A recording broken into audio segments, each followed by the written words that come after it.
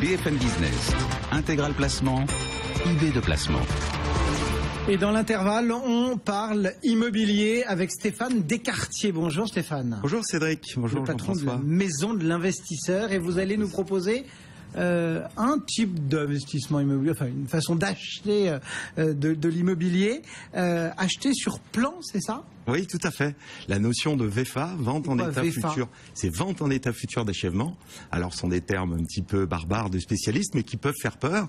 C'est vrai que c'est pas toujours très bien connu comme réglementation, et pourtant, effectivement, il y a des avantages et des contraintes. C'est quoi ? C'est en clair, c'est quand on va dans une petite cahute là. Et voilà, sur les on a une jolie maquette. Et sur les bulles de vente, on a une maquette et il faut faire un petit peu œuvre d'imagination pour pouvoir se projeter ensuite sur le logement qu'on va pouvoir acheter en état futur, mais effectivement, il y a des avantages, bien sûr, à acheter en état futur d'achèvement, des contraintes aussi, bien évidemment. Alors, quels sont les avantages ? Les avantages, c'est que d'une part, on peut retravailler les plans, puisqu'on part effectivement avec des plans qui sont proposés par le promoteur, mais on peut bouger des cloisons, arranger, agrandir des chambres, au contraire les rétrécir. Donc la notion de sur-mesure.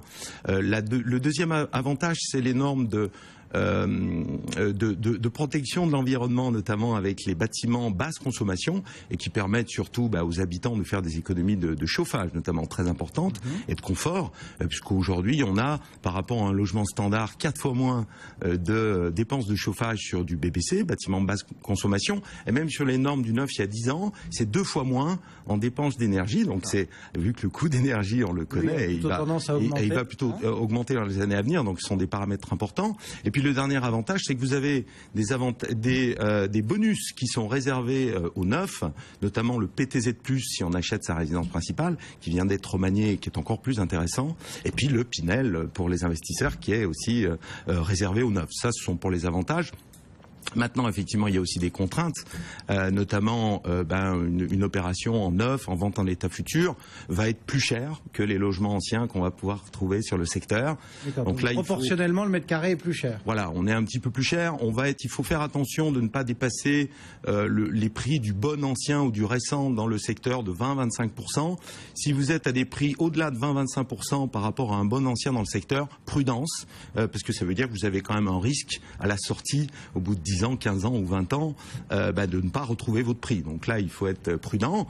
Et puis la deuxième contrainte, bien sûr, sur la vente en état futur, c'est que, comme son nom l'indique, vous ne pouvez pas disposer du logement immédiatement. Oui. Il faut patienter 1 an, 18 mois, voire 2 ans.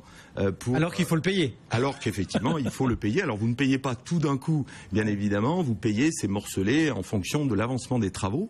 Donc vous pouvez étudier aussi avec votre banquier une franchise avant la livraison pour ne pas payer à la fois un loyer et puis la construction de votre bien. Mais en tout cas, il y a un décalage dans le temps. Effectivement, vous ne pouvez pas bénéficier de ce bien tout de suite, immédiatement.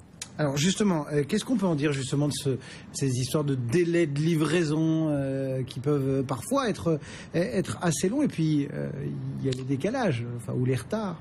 Alors, ce qui est surtout important de vérifier pour une vente en état futur d'achèvement, c'est la garantie qui est proposée par le promoteur. Il y a 2 types de garanties. La première, c'est la garantie bancaire d'achèvement.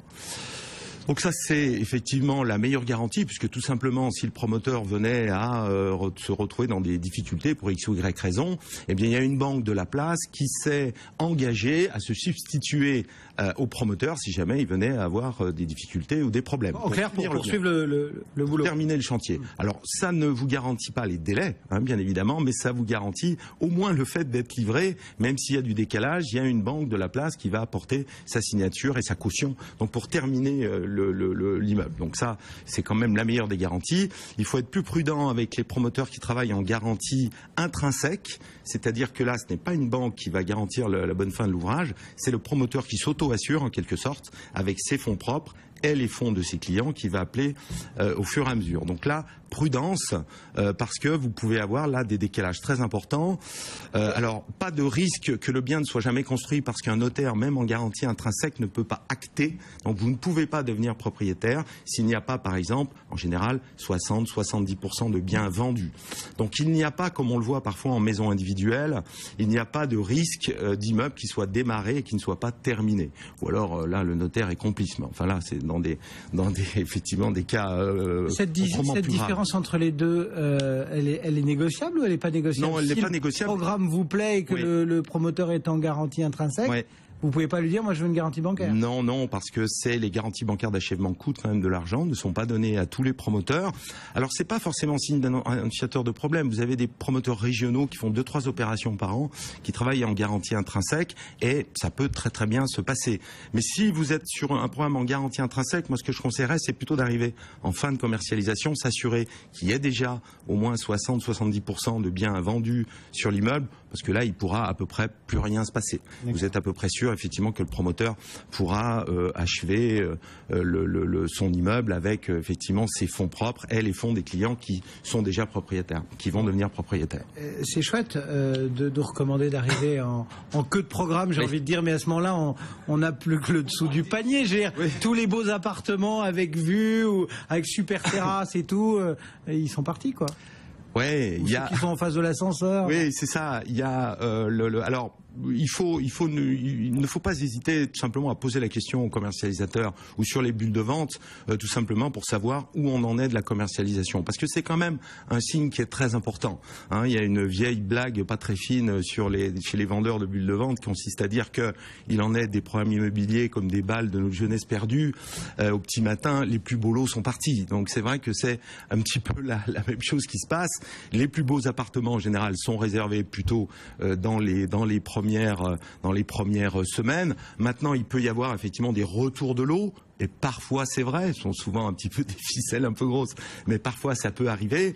Maintenant, il n'y a pas de miracle. Effectivement, un programme qui est bien placé, qui est au prix, avec un environnement acheteur, bien les meilleures opportunités se font plutôt au début. Donc, on ne peut pas tout avoir. Soit on réserve plutôt dans les premiers, et puis il faut patienter. Soit on arrive en fin de parcours, et il y a effectivement ceux qui restent.